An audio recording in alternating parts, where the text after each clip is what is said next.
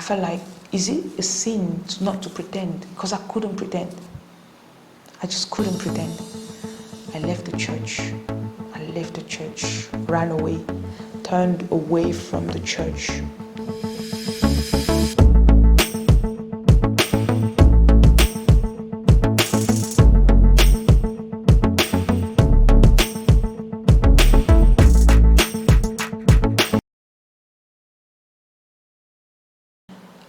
I would say, because when God calls you, He will bring the people, He will bring the money, He will, just do what He asked you to do. Be active doing what He told you.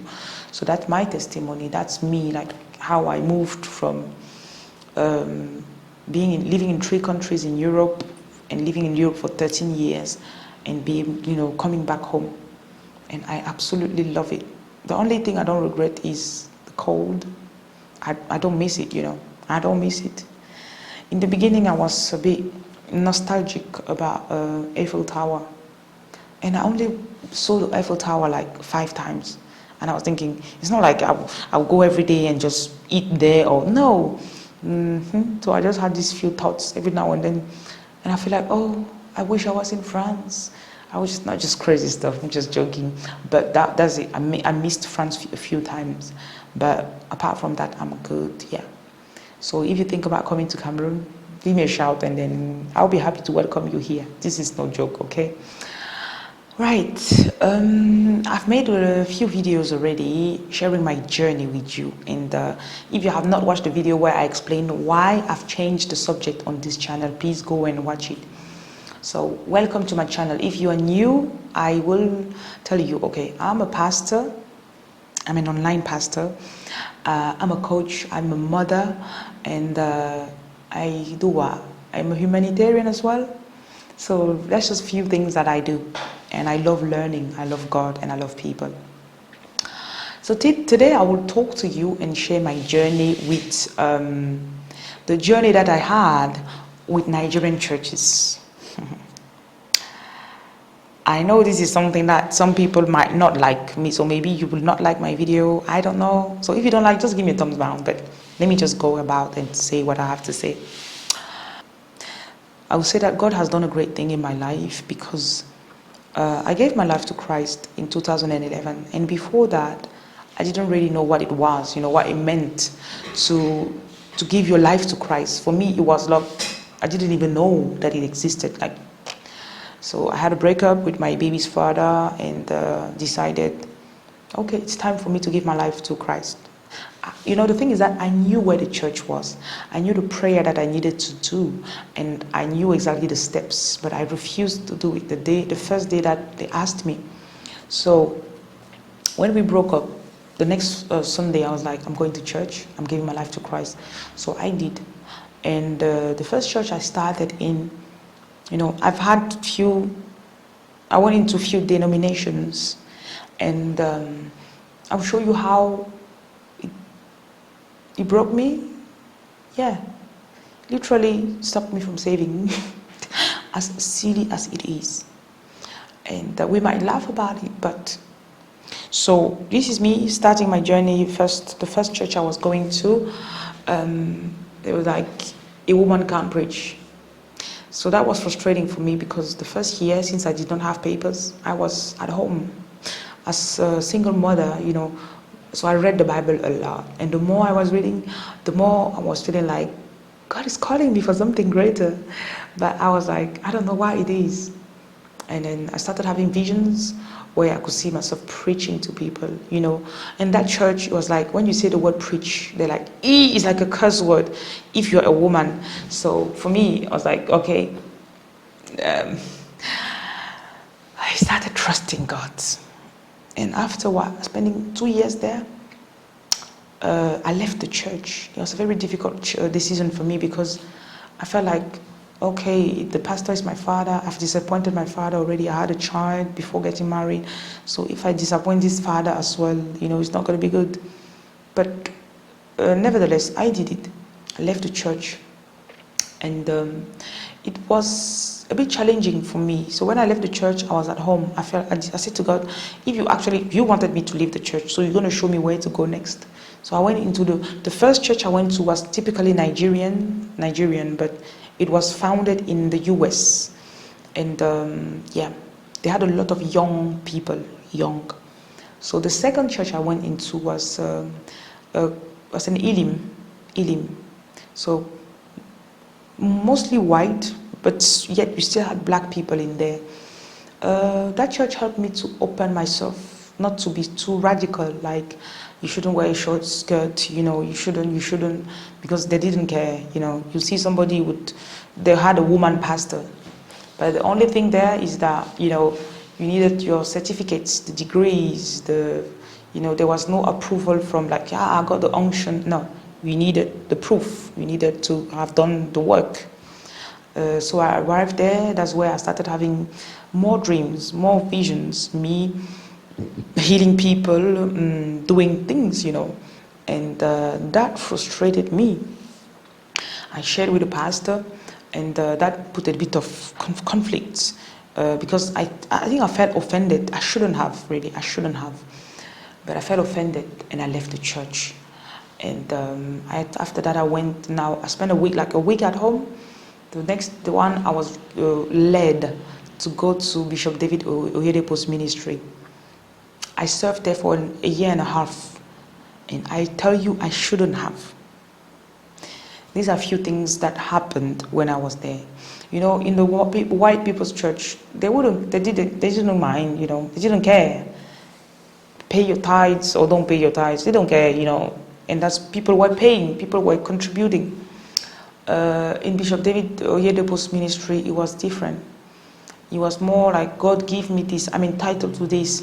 I will manipulate you to get this. I want to get married, I will manipulate the pastor to manipulate that boy to get married to me. I need to keep myself pure. I can still, do a few things together before we get married. And there was just a lot of things going under the radar, unchecked, and still approved by the church. But one of the main things that I still I found difficulty to recover from, it was the financial damage that I received from there. The first point was this: you don't have to work for something. The second, if you're poor, it's a time for you to sow. If you've been there, you know. So I'll take the first one first. If you want something, you don't have to work for it, but you should sow. And literally, because when I was there, when I arrived, my mind was so open. I was like, anything I've known from the past, I would just dump it in the bin and take. Because he kept saying, if you want to succeed, you have to listen to me. If you want to succeed, you have to listen to me. And there was a lot of Cameroonians that used to say, that's brainwashing. But for me, I was like, come on, you have people being healed here, people being healed. And at that time, I didn't have papers. So the little money I was getting as a single mother, I was just pouring it in the church. And this makes me to just shout out to churches out there. You know who in your members, you know who is poor, you know who is not poor. So if the poor person turns around and gives, take. But then after that, if you can help the poor, help. And that's how, I still remember one day I was volunteering in the church, paying my transportation myself. One day I did not have money to pay for the light, to put the light in my meter. So they cut the light in my house. And I was so ashamed. I felt ashamed because in the church they will make you feel like if you're poor, it's your fault. You're supposed to be shining. That's how Sundays people are always wearing nice clothes, sitting next to people that are wearing, poor clothes or whatever, cheap clothes. And they're just dancing, going and offering money at the altar when people are next to you suffering. That's what I blame. Yes, that is what I blame. Because money has to go only for the man of God. That is wrong. I never knew I would just be here talking about this, but I'm doing it. It's time to expose this thing. People who knew me in the church knew that I have two sets of clothes. And I was suffering. There was a time I got, because I was speaking French, I speak French. So there were two ladies, there's a lady who came with 4 kids in the church. and she was looking for a place to live. So I took her in my house. Can you imagine?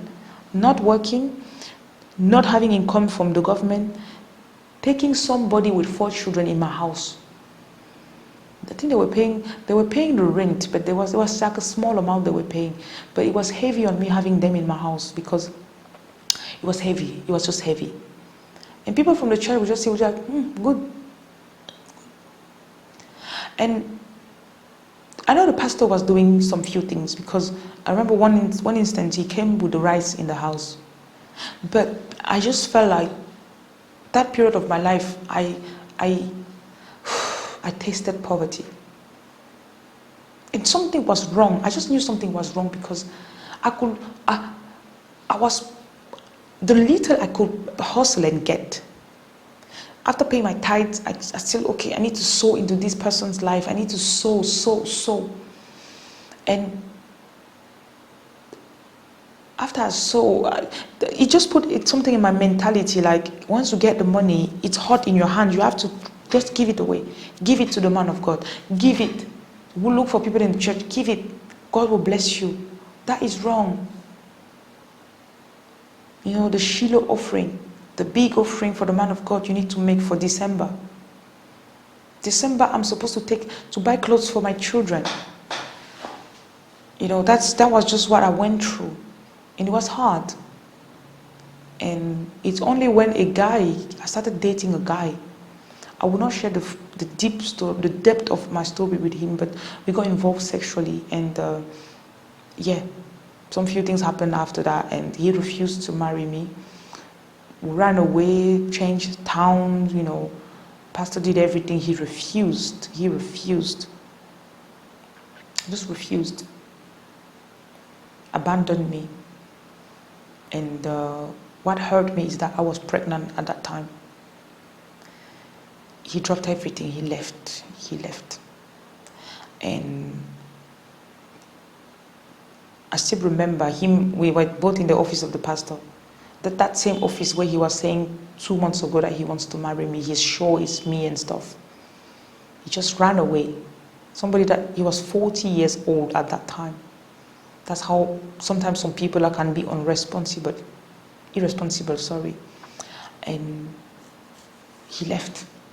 When he left, I was broke. I was broken inside. I still remember the pain, because I was in church. I felt like nobody could help me. And I felt like, is it a sin not to pretend? Because I couldn't pretend.